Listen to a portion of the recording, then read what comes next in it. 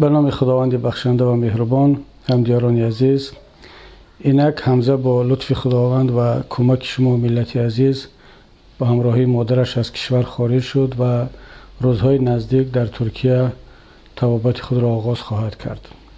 شما ملت عزیز مسئولیت خود را در پیش پروردگار انجام دادید و باقی التماس دعا داریم از شما در حق حمزه،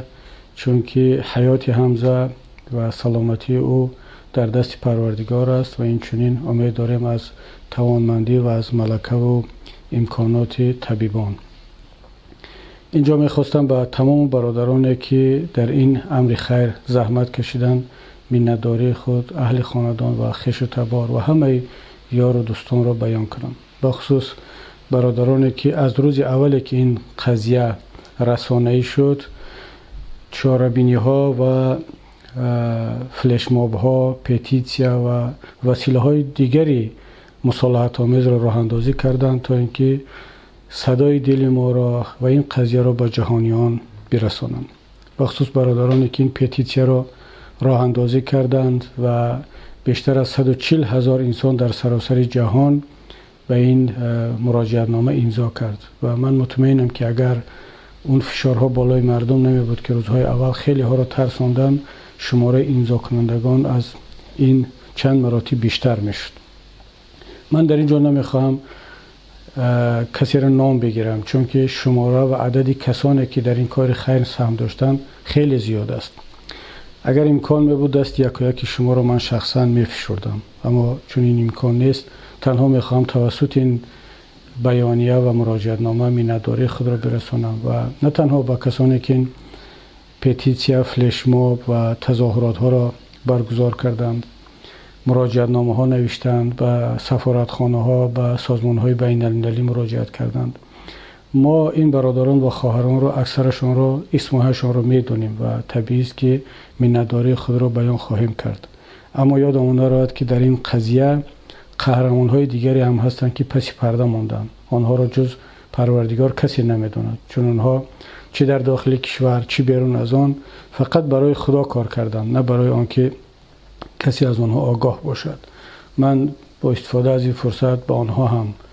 تشکر بیان میکنم و امیدوارم و دعا میکنم که پروردگار برای آنها هم برای این عملی نیکشان اجر و ثواب نوشته باشد. همدیاران عزیز، قضیه حمزه یک رمز بود، یک نشانه بود از وضعیت امروزه ملت تاجیک، از وضعی که صدها و شاید هزاران طفلان تاجیک دارند، مادران، خواهران و همسران مبارزان سیاسی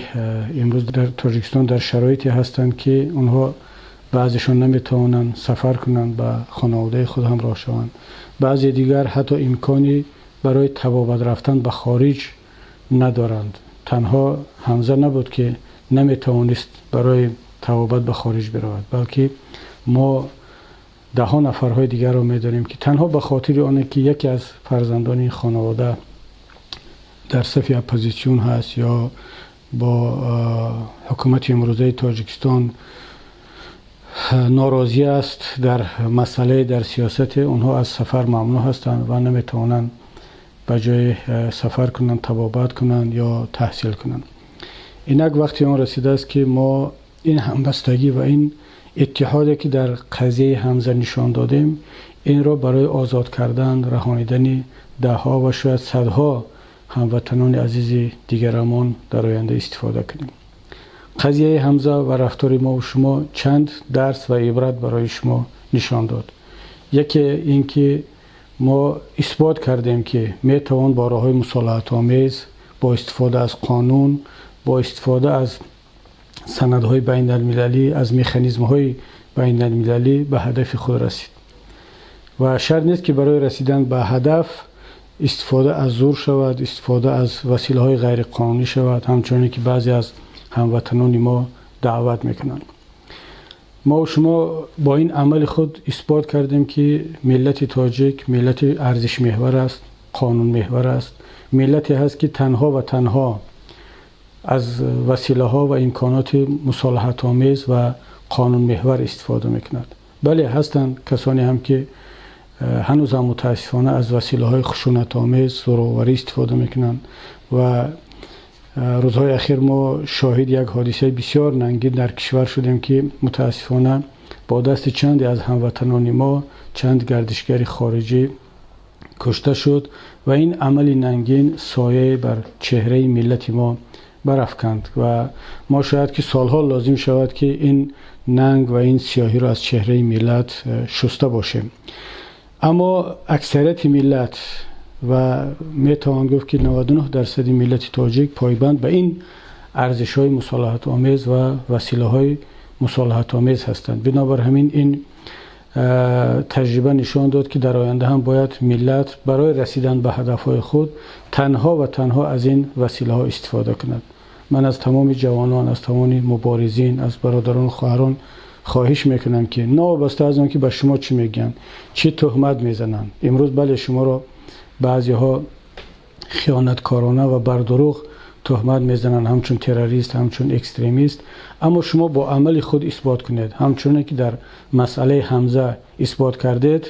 اونها شما را تروریست میخواندند، اما شما با راههای قانون محور، با راههای مصالحت آمیز، با استفاده از پیکت و فلش ماب و پتیسیا توانستید به هدف خود برسید. نکته دیگری که میخواستم اینجا عرض کنم و این هم از این قضیه بیرون آمد، این اتحاد، همبستگی و یک دست بودن ما و شما است. اگر ما باز هم در آینده پراکنده عمل کنیم، هر کس با استفاده از حزب خود، از گروه خود، از شخصیت خود عمل کند و هر کس تلاش کند که خودش را معرفی کند، طبیعی است که به جای نخواهیم رسید. و این عمل دست جمعانه با یک هدف مشخص برای نجات یک نفر نشان داد که ما میتوانیم با هم دست جمعانه به هدفهای دیگر هم برسیم. اگر ما توانستیم با هم یک نفر را نجات بدهیم که انشاءالله نجات او در دست خداوند است و امید میکنیم که حمزه ما نجات خواهد یافت. ولی از طرف دیگر این تجربه و این روش نشان داد که ما میتوانیم با استفاده از این اصول و از این روش ملت را هم نجات دهیم و طبیعی است که در نزد ما وظیفه های سنگین و بزرگتری دیگر ایستاده است. بخصوص در این مرحله بعدی من از تمام برادران و خواهران خواهش میکنم که بعد از آن که ما توانستیم حمزه را که واقعا عاجلا نیاز به طبابت داشت، شروع کنیم به نجات دادن و رهانیدن دهها و شاید صدها طفل و مادر و زن تاجیک در داخل کشور گروگان باقی ماندند. اونها نمیتوانند به نزد فرزندان خود، به نزد پدر و مادران خود، شوهران خود به خارج سفر کنند. من اینجا نام آنها را نمیگیرم، شما آگاه هستید و دعوت میکنم که از این به بعد تمام برادران و خواهران نام فرزندان، طفلان،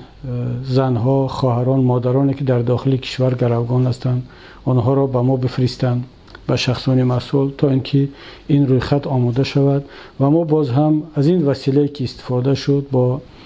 استفاده از امکانات بین المللی، قانون‌های بین المللی، با استفاده از